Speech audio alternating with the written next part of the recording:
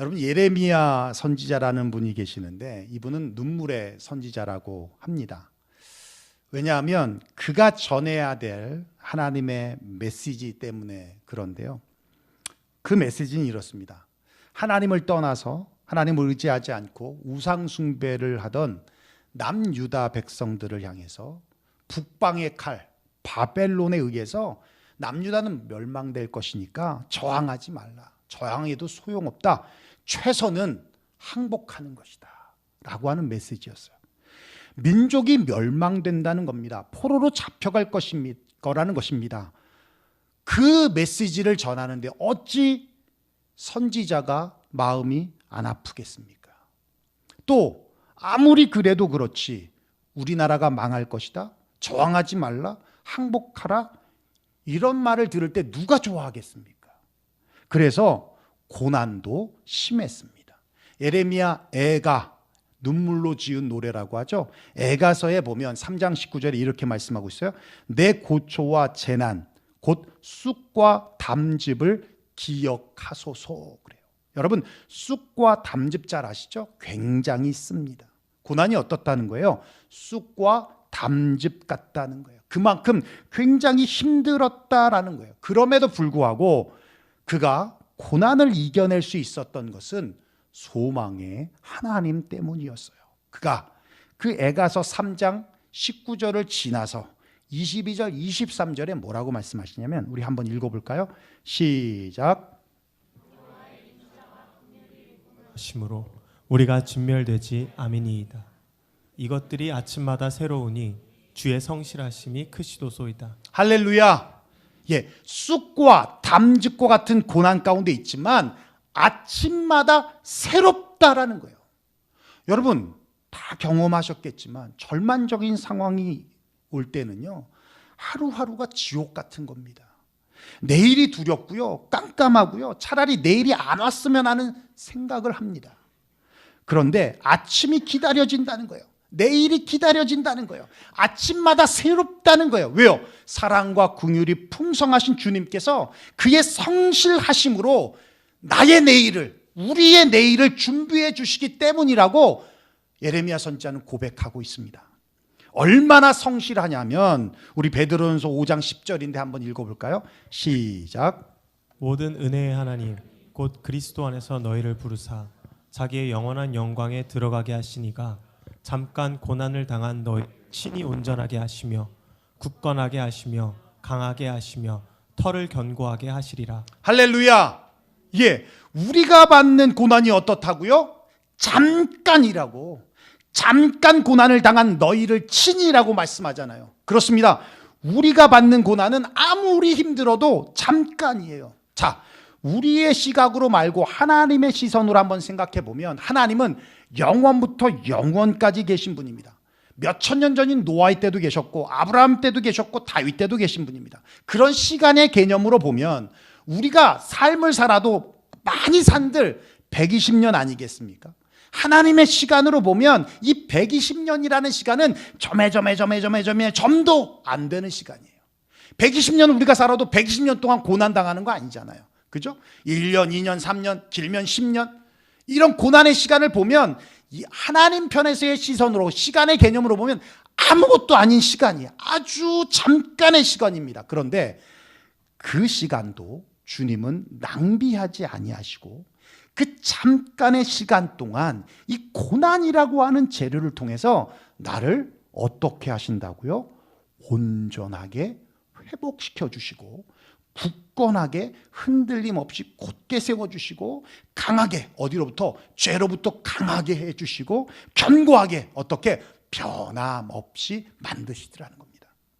이렇게 주님은 성실하십니다. 그러므로 우리에게 찾아오는 고난, 위기, 좌절, 낭망, 절망들은 단지 더 큰 소망을 이루기 위한 과정뿐이라는 거예요. 그 자리가 끝이 아니라는 것입니다. 말씀만 읽어도 힘이 되는 말씀 두 구절을 한번 볼게요. 한번 읽어보겠습니다. 시작. 나의 영혼아 잠잠히 하나님만 바라라. 물은 나의 소망이 그로부터 나오는도다. 시편 39편 시작. 주여 이제 내가 무엇을 바라리요? 나의 소망은 주께 있나이다. 여러분 믿습니까? 예, 우리의 소망은 주님께 있다는 거예요. 나의 소망은 주님께 있다는 거예요. 우리 따라합시다. 사람이 사람을 만나면 역사가 일어나고, 사람이 하나님을 만나면 기적이 일어난다. 할렐루야. 그렇습니다. 사람이 사람을 만나면 역사가 쓰여지는 것이지만, 사람이 하나님을 만나면 기적이 일어나는 거예요. 하나님은 고난의 자리에서 더 깊이 우리를 만나주시고, 홍해와 같이 답답하고 막혀있는 것 같은 자리에서 새 일을 행하시고 기적을 베푸시는 주님임을 여러분 믿으시기를 바랍니다. 오늘 본문은 아무리 절망과 고난 속에 있는 상황이라도 주님을 기대하기에 충분한 소망의 메시지를 우리에게 주고 있어요. 첫째는 그겁니다. 이전 일을 기억하지 말며 옛적 일을 생각하지 말라. 여러분, 하루를 살면서 무슨 생각을 하시며 살아가십니까? 한번 생각해 볼까요? 어제 무슨 생각했어요? 어저께.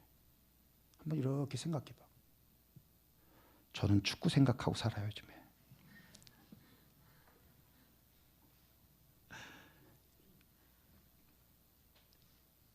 희망찬 미래를 생각하며 사십니까? 아니면 앞으로 10년 뒤에 나의 모습을 생각하며 사십니까? 아니면 언젠간, 지금은 모르지만 누군가가 만날 내 남편, 내 아내를 생각하시며 사십니까?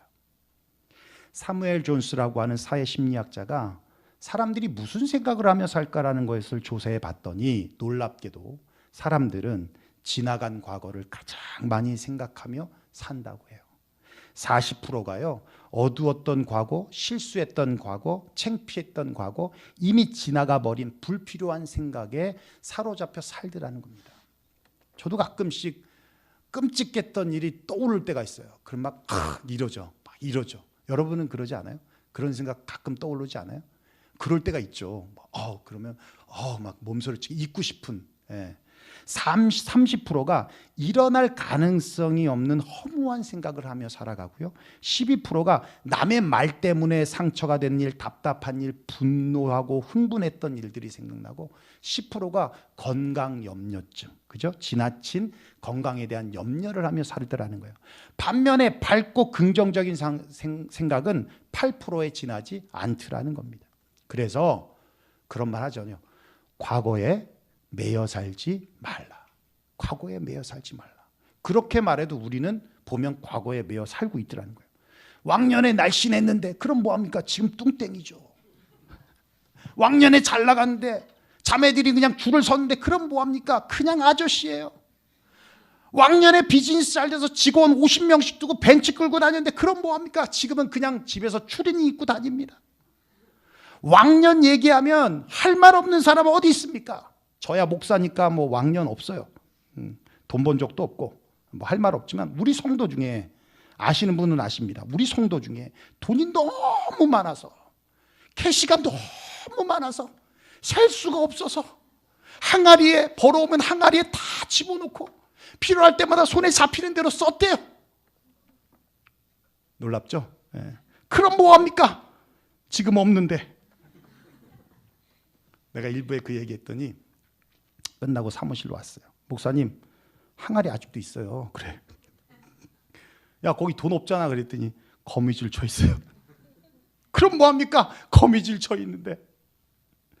지난 과거는 좋은 일이든 나쁜 일이든 매어 사는 것은 좋은 것이 아니라는 거예요.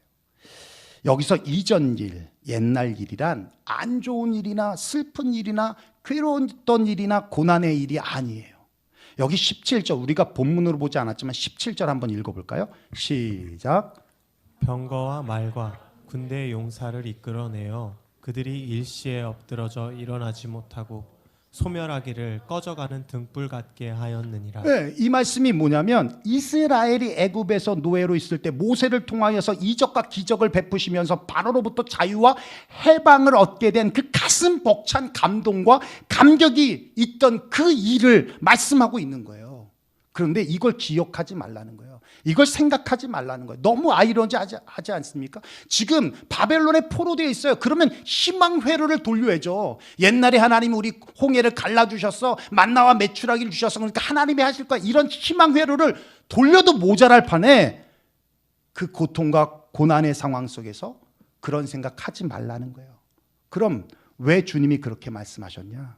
이전에 경험되어진 것 이상으로, 상상 그 이상의 것으로 주님이 일하시겠다는 겁니다. 홍해를 갈라서 바닷물을 여신 것도 대박 사건이지만, 그런데 그 이상의 일을 하나님이 행하시겠다는 거예요. 그러니 하나님의 그 위대한 일을 기대하라는 겁니다. 오히려 우리의 생각으로 제한하지 말라는 겁니다. 우리의 생각 밖의 일을, 우리가 상상할 수 없는 그 일들을 주님이 이스라엘 백성들에게 행하시겠다. 그러니 모세가 이스라엘 백성들에게 홍해 앞에서 잠잠하게 주님이 하시는 일을 기다리고 바라보라 했던 것처럼 주님을 잠잠히 바라보라는 거예요. 결론적으로 하나님은 포로되어 절망 가운데 있던 이스라엘 백성들에게 어떻게 행하셨냐면 시편 126편에 말씀하고 있어요. 읽으면 읽을수록 힘이 되는 말씀입니다. 한번 볼까요? 시작. 여호와께서 시온의 포로를 돌려보내실 때에 우리는 꿈꾸는 것 같았도다. 그때에 우리 입에는 웃음이 가득하고 우리 혀에는 찬양이 찼었도다. 그때 문 나라 가운데에서 말하기를 여호와께서 그들을 위하여 큰 일을 행하셨다 하였도다. 할렐루야. 꿈꾸는 것 같았다. 도저히 믿겨지지 않는 일이다. 있을 수 없는 일이다. 한 번도 생각해 본 적이 없던 일이다. 상상할 수 없던 일이었다. 그런 일이 포로되었던 이스라엘 백성들에게 일어났다는 거예요. 여러분, 지금까지 사시면서 이렇게 꿈만 같은 일이 몇 번이나 일어나셨습니까? 얼마나 좋았으면 웃음이 가득 차고 찬양이 가득 찼겠습니까? 그렇게 주님은 새 일을 행하시겠다 말씀하고 있어요. 지난 금요일 한국 월드컵 축구 국가대표팀이 포르투갈과 마지막 조별 3차 예선을 치렀어요. 2대1로 승리하면서 극적으로 16강에 올라갔습니다. 여러분들 다 잘 아시겠지만 우리나라가 16강에 올라갈 확률은 9%였어요. 비록 결과적으로 떨어졌지만 우루과이는 49%였고요. 가나는 42%, 우리보다 훨씬 높았습니다. 우리의 확률이 타 팀보다도 현저히 떨어진 이유는 상대팀 포르투갈의 전력 때문인데, 강팀이라는 얘기죠. 기록으로 보면 더 분명한데요. 일단 피파 랭킹으로 봐도 포르투갈은 8위고 우리는 29위입니다. 그리고 포르투갈 팀의 23명을 합친 몸값이 무려 7억 5천만 유로, 하나로 따지면 1조 원입니다. 몸값이 1조 원이에요. 반면 우리나라 선수들은요 1억 3천만 유로, 하나로 치면 1,700억인데 그나마도 손흥민이 몸값의 60%를 차지하고 있어요. 60%를. 예, 그러니까 뭐 김문환 선수 이런 선수들은요 연봉이 얼마 되지 않아요. 예. 우리가 잘 아는 호날두, 물론 우리나라의 12번째 선수였지만 호날두라는 세계적인 축구 선수도 포르투갈에 있지 않습니까? 그 경기 후에 대한민국 시민권 받은 거 아시죠? 주민등록증 나왔어요.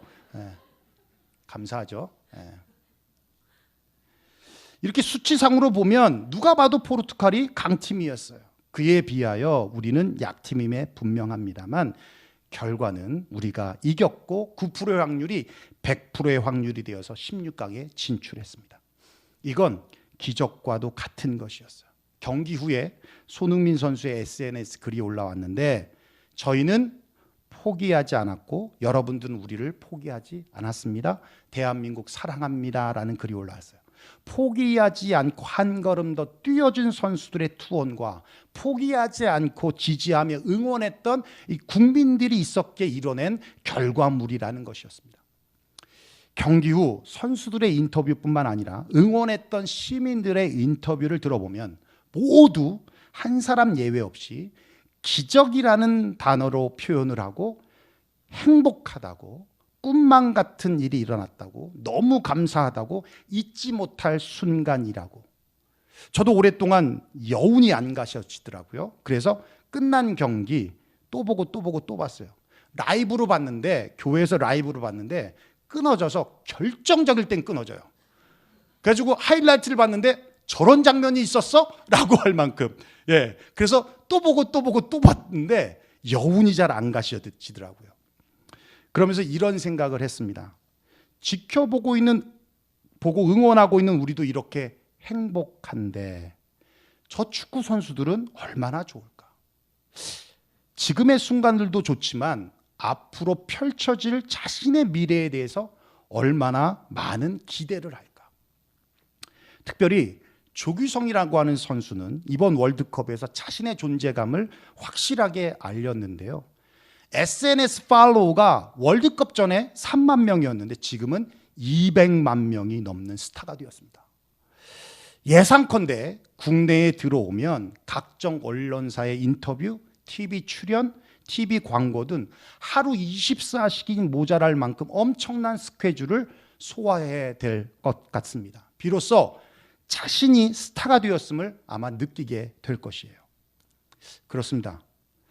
우리에게도 기적과 같이 16강에 올라가는 이런 일이 일어날 수 있음을 믿으시기를 바랍니다. 꿈만 같은 일, 도저히 믿겨지지 않는 일, 있을 수 없는 일, 한 번도 생각해 보지 못했던 일, 상상할 수 없던 일이 그들에게만 있던 것이 아니라 우리의 삶에도 있다라는 걸 여러분 믿으시기를 바랍니다. 왜? 19절 우리 함께 읽어볼까요? 시작. 보라 내가 새 일을 행하리니 이제 나타낼 것이라. 그렇습니다. 주님이 우리를 위하여 새 일을 행하시기 때문에 우리도 꿈만 같은 일이 우리의 삶에 펼쳐질 수 있다는 겁니다. 그래서 저는 사실 주님이 좋습니다. 주님이 하신 일은 공장에서 찍어내는 바비 인형처럼 똑같지 않습니다.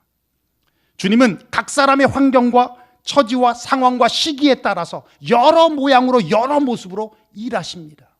그래서 주님이 좋습니다. 그래서 사도 바울도 로마서 11장에 그렇게 고백하고 있어요. 한번 읽어볼까요? 시작.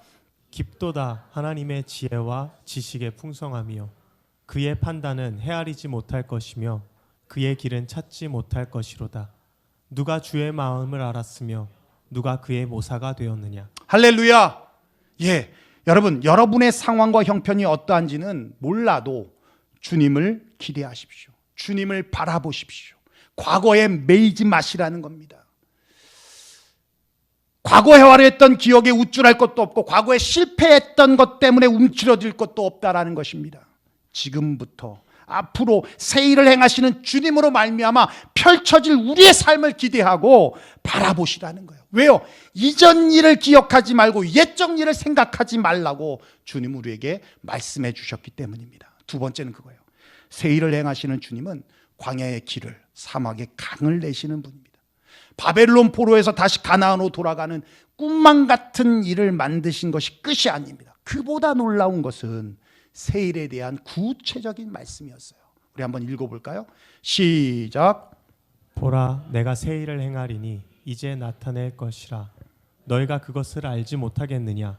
반드시 내가 광야의 길을 사막의 강을 내리니 장차 들짐승 곧 승냥이와 타조도 나를 존경할 것은 내가 광야의 물을 사막의 강들을 내어 내 백성 내가 택한 자에게 마시게 할 것임이라. 그렇습니다. 여러분 무슨 말씀입니까? 저도 처음에는 광야의 길을 나면 더 이상 광야가 아니고 사막에 물이 있으면 더 이상 사막이 아니듯이 우리 인생이 광야 같고 우리 인생이 사막 같아도 우리 인생에 길이 나고 우리 인생에 물이 나면 그러면 광야 같은 삶 또 사막 같은 삶이 안 된다라고 생각을 했어요. 이렇게 해석을 했는데 그러고 나니까 그 다음에 나오는 게 해석이 안 돼요.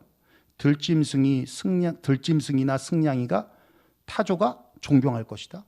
그럼 내 인생의 들짐승이 뭐지? 내 인생의 타조가 뭐지? 승냥이가 뭐지? 해석이 안 되더라는 거예요. 여러분 아담과 하와가 타락한 후에 우주적인 3대 탄식이 있어요. 로마서 8장에 말씀하고 있는데 첫째는 그거예요. 피조물의 탄식이에요. 우리 한번 읽어볼까요? 8장 22절 시작. 피조물이 다 이제까지 함께 탄식하며 함께 고통을 겪고 있는 것을 우리가 아느니라. 예, 두 번째는 성도의 탄식이에요. 23절입니다. 한번 볼까요? 시작. 그뿐 아니라 또한 우리 곧 성령의 처음 익은 열매를 받은 우리까지도 속으로 탄식하여 양자 될 것 곧 예. 우리 몸속의 속량을 기다리느니라. 그렇습니다. 마지막 세 번째 탄식, 성령의 탄식입니다. 한번 볼까요? 시작. 이와 같이 성령도 우리의 연약함을 도우시나니 우리는 마땅히 기도할 바를 알지 못하나 오직 성령이 말할 수 없는 탄식으로 우리를 위하여 친히 간구하시느니라. 그렇습니다. 왜 피조물이 탄식합니까? 아담과 하와의 범죄로 인하여 죄 때문에 길을 잃어버렸습니다. 사막에 물이 없어 갈급하기 때문에 그렇습니다. 왜 성도가 탄식합니까? 죄 때문에 갈 바를 알지 못합니다. 하나님과 분리됨으로 영원히 채워지지 않는 갈급함 때문에 그렇습니다. 왜 성령님이 탄식하십니까? 그러한 피조물과 성도들 때문에 안타까워서 탄식하고 계시더라는 거예요. 그런데 광야에 길이 생기고 사막에 강이 생기면 피조물도 성도의 탄식이 변해서 기쁨으로 바뀌어지더라는 거예요. 그래서 들짐승도 승냥이도 타조도 새 일을 행하시는 주님을 존경할 것이고 택한 백성도 주님을 즐거워하며 기뻐한다는 겁니다. 그게 바로 그 광야의 길이 예수 그리스도라는 거예요. 그 사막의 물이 성령님을 말씀하고 있더라는 거예요. 요한복음 14장 16절에 말씀하고 있습니다. 내가 곧 길이요 진리요 생명이니 나로 말미암자거는 아버지께로 갈 자가 아무도 없다. 아무도 없다. 사도행전 4장 12절에 말씀하고 있습니다. 다른 이로는 구원을 받을 수 없나니 천하 사람 중에 구원을 받을 만한 다른 이름을 우리에게 주신 일이 없습니다. 뿐만 아니라 요한복음 7장 38절에 말씀하고 있습니다. 누구든지 목마르거든 내게 와서 마시라. 나를 믿는 자는 성경의 이름과 같이 그 배에서 생수의 강이 흘러나오리라. 이는 그를 믿는 자들이 받을 성령을 가리켜 말씀하신 것이라. 주님의 새 일은 바로 예수님과 성령님을 말씀하고 있어요. 다시 말해서 우리의 회복, 구원, 예수님과 성령님이 아니고는 있을 수 없다는 얘기입니다. 예수님이 우리의 광야의 길이 되어주시고 성령님이 사막의 강이 되어주신다는 거예요. 예수님과 함께라면 광야라 할지라도 더 이상 광야가 아니고 성령님과 함께라면 사막이라 할지라도 더 이상 갈급함이 없다라는 것입니다. 2023년 우리에게 어떤 일이 펼쳐질지 아무도 모르지만 여러분 기대하십시오. 아니 기대해도 좋습니다. 비록 우리 앞에 광야와 같은 척박한 환경이 놓였다 할지라도 예수님께서 우리의 길이 되어 주셔서 인도해 주실 줄로 믿습니다. 비록 우리 앞에 사막과 같은 메마른 환경이 놓였다 할지라도 성령님께서 물이 되어 주셔서 우리의 갈증을 해소해 주실 줄로 믿습니다. 2008년 미국 사회를 뜨겁게 달구었던 재판이 있는데요. 2살 난 딸을 살해한 혐의로 체포된 케이시 앤선이라고 하는 여인의 재판이었습니다. 물론 재판의 결과는 무죄예요. 왜냐하면 입증을 못했어요. 살해했다는 입증을 못했습니다. 왜 TV에 생중계될 만큼 미국 사회에 관심을 가졌냐면 크리미널 마인드나 CSI에 나올 법한 상황이 현실에서 일어났기 때문에 그래요. 2살 난 아이가 실종이 됐어요. 근데 정작 엄마인 케이씨는 파티를 즐기고 있어요. 6개월 동안 발견이 안 됐는데 파티를 즐기고 있어요. 그러니까 강력한 용의자 선상에 올라가 있는 거죠. 그죠? 딸이 지금 없는데 어떻게 파티를 할 수 있습니까? 결국 실종 6개월 만에 딸은 주검으로 발견이 됐어요. 강력한 살해 용의자였던 엄마 케이씨를 향해서 이 사건을 맡은 검사 제프 애슈틴이 재판에서 말하기를 이렇게 말해요. 그녀는 자신이 원하는 삶과 책임져야 할 삶 둘 중에 하나는 희생이 필요했습니다. 그리고 그녀는 원하는 삶을 위하여 딸을 희생시키기로 선택했습니다. 자신의 자유분방한 삶을 위해서 책임져야 할, 양육해야 할 엄마로서의 삶을 포기했다는 거예요. 여러분 이게 이해가 되십니까? 야, 어찌 엄마로서, 아니 아빠로도 그렇지만 어찌 이럴 수가 있을까? 그죠? 이해가 안 될 만큼 폐륜적인 것이죠. 그녀는 엄마로서 책임 있는 선택을 했어야 했습니다. 그렇습니다. 우리도 다르지 않습니다. 우리도 그리스도인으로서 책임 있는 선택을 해야 합니다.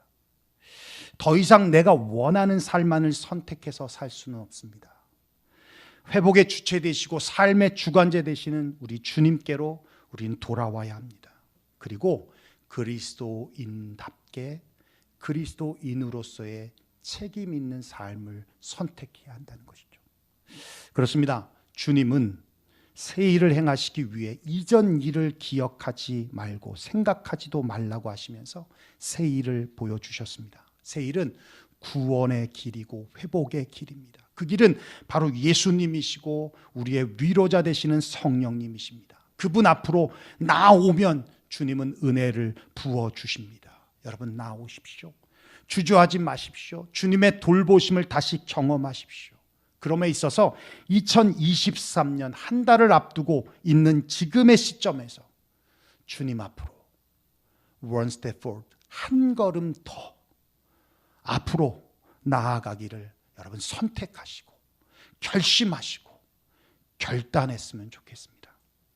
예배의 가치와 중요성을 우리가 알고 믿음 생활의 기초라고 할 수 있는 예배의 삶부터 우리가 결심했으면 좋겠습니다. 내가 늦지 않겠습니다. 빠지지 않겠습니다. 피곤하다고 해서 그냥 온라인 예배로 전환하며 파자마 입으며 예배드리는 그런 어리석은 일을 하지 않겠습니다. 어떤 일이 있어도 예배를 우선순위에 두겠습니다. 이런 결단이 있었으면 좋겠습니다. 그리고 믿음의 헌신을 아끼지 않겠습니다. 16강에 간 선수들이 한 걸음 더 뛰었던 것처럼 한 걸음 더 헌신하겠습니다. 그리고 안일하게 안주하지 않고 거룩한 일을 위한 거룩한 도전을 하겠습니다. 이런 그리스도인으로 책임 있는 선택과 결단과 결심을 다지는 한 달이 되었으면 좋겠습니다. 우리 주님께서 2023년 저와 여러분들의 삶에 그리고 우리 유용교회에 새 일을 행하실 줄을 믿고 주님을 기대하는 저와 여러분 되시기를 주의 이름으로 축원합니다. 기도하겠습니다.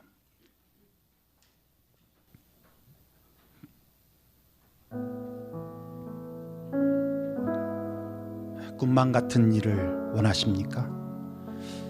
내 형편 내 처지 보면 상상할 수 없는 그런 일을 여러분 원하십니까? 주님의 손에 달려 있습니다. 우리 성령님께 달려 있습니다. 우리가 다시 주님 앞에 그 마음을 다시 주님 앞에 모아서 주님 앞에 설 때 우리의 삶은 우리가 생각하지 못한 기대하지 못했던 그 어마어마하고 엄청난 일들로 우리에게 나타나게 될 거라고 믿습니다. 하나님은 그렇게 우리에게 약속해 주셨습니다. 새 일을 행하시는 주님, 그 새 일을 행하시는 주님으로 말미암아 우리는 꿈만 같은 일을 경험하게 될 것입니다. 오늘 말씀 들은 대로 우리 함께 기도했으면 좋겠습니다. 하나님, 한 걸음 더 주님 앞에 나아가겠습니다. 한 걸음 더 주님 앞에 서겠습니다. 어제보다 오늘이 오늘보다 내일이 주님을 더 알기를 소망하며 나아가겠습니다. 예배에 무너진 예배의 삶을 다시 세우게 하시고 헌신의 삶을 다시 세우게 하시고 안주했던 내 삶에 다시 주님 불을 질러 주셔서 거룩한 도전을 향한 거룩한 발걸음들을 하나님 옮겨내겠습니다. 사람을 만나면 역사가 쓰여지지만 하나님을 만나면 기적이 일어납니다. 하나님, 그 하나님과 함께 주님의 영광을 위하여 주님의 거룩한 나라를 위하여 2023년 뛰어보겠습니다. 이 결단이, 이 결심이, 이 다짐이 이 시간 여러분 가운데 또 제 삶 가운데 있기를 원합니다. 우리 말씀 듣는 대로 우리 잠잠히 간절한 마음으로 함께 기도하며 나아가겠습니다. 기도하겠습니다. 고마우신 우리 아버지 하나님 감사합니다.